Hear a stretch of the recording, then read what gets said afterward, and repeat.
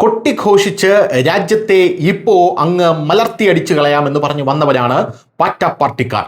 ആദ്യത്തെ പ്രക്ഷോഭം വരുമ്പോൾ തന്നെ ഇതൊരു ഗംഭീര സംഭവമായിരിക്കും, ഞങ്ങൾ വേറെ തലത്തിലേക്ക് ഉയരും, നരേന്ദ്രമോദിയോടാണ് ഞങ്ങൾ ഏറ്റുമുട്ടുന്നത്, മോദിയെ ഞങ്ങൾ മുട്ടുകുത്തിച്ചിരിക്കും, ഇതോടെ ഞങ്ങൾ ലോക ശ്രദ്ധ ആകർഷിക്കും എന്നൊരു വിശ്വാസം ഇവർക്കുണ്ടായിരുന്നു.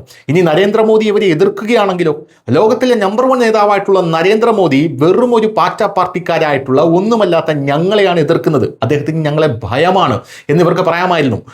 ഡൽഹി പോലീസ് അനുവാദം കൊടുത്തില്ല, ഇതൊരു ലാക്കാക്കി എടുത്തുകൊണ്ട് കണ്ടോ ഞങ്ങളെ ഭയന്ന് ഡൽഹി പോലീസ് അനുവാദം തരുന്നില്ല എന്ന് പറഞ്ഞ് തെരുവിലിറങ്ങാം, പോലീസ് അടിക്കുകയാണെങ്കിൽ അല്ലെങ്കിൽ ലാത്തി ചാർജ് നടത്തുകയാണെങ്കിൽ വലിയൊരു സീൻ ക്രിയേറ്റ് ചെയ്യുക. പക്ഷെ ഇതൊന്നും നടന്നില്ല.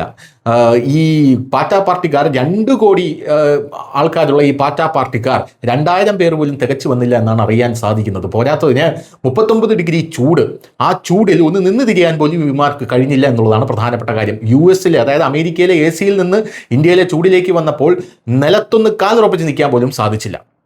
ആ സമയത്തൊക്കെയാണ് 2024-ലും 2019-ലും 2014-ലും ഈ കടുത്ത വേനലിൽ ഇന്ത്യൻ പ്രധാനമന്ത്രിയായിട്ടുള്ള നരേന്ദ്രമോദി 7ഉം 8ഉം റാലികൾ ഒരു ദിവസം നടത്തുന്നത് നമ്മൾ അതിശയിച്ചു പോകുന്നത്. 75 വയസ്സായ ഒരു മനുഷ്യനാണ്.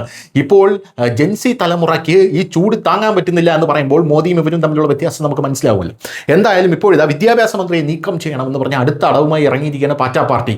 ഇനി ഇങ്ങനെയുള്ള സമാധാന പ്രതിഷേധത്തിനൊന്നും സ്കോപ്പില്ല, അതുകൊണ്ട് അനിശ്ചിതകാല പ്രക്ഷോഭമാണ് ഞങ്ങൾ തുടങ്ങാൻ പോകുന്നത് എന്ന് പറഞ്ഞ് സോനം വാങ്ചുക്കിനെ കൂട്ടുപിടിച്ചുകൊണ്ട് വരികയാണ്.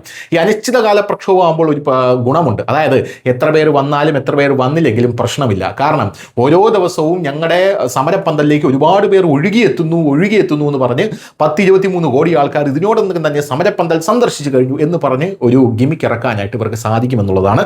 എന്തായാലും അഭിജിത്ത് ദീപ്കെ വീണ്ടും എത്തിയിരിക്കുകയാണ്. എന്തായാലും ധ്രുവ് റാഠിയുടെ അനുഗ്രഹത്തോടു കൂടി അഭിജിത്ത് ദീപ്കെ എത്തുമ്പോൾ ഈ പ്രക്ഷോഭത്തിന് രാജ്യം പുല്ല് വില പോലും നൽകുന്നില്ല എന്നുള്ളതാണ് പ്രധാനപ്പെട്ട കാര്യം. News desk news India Malayalam.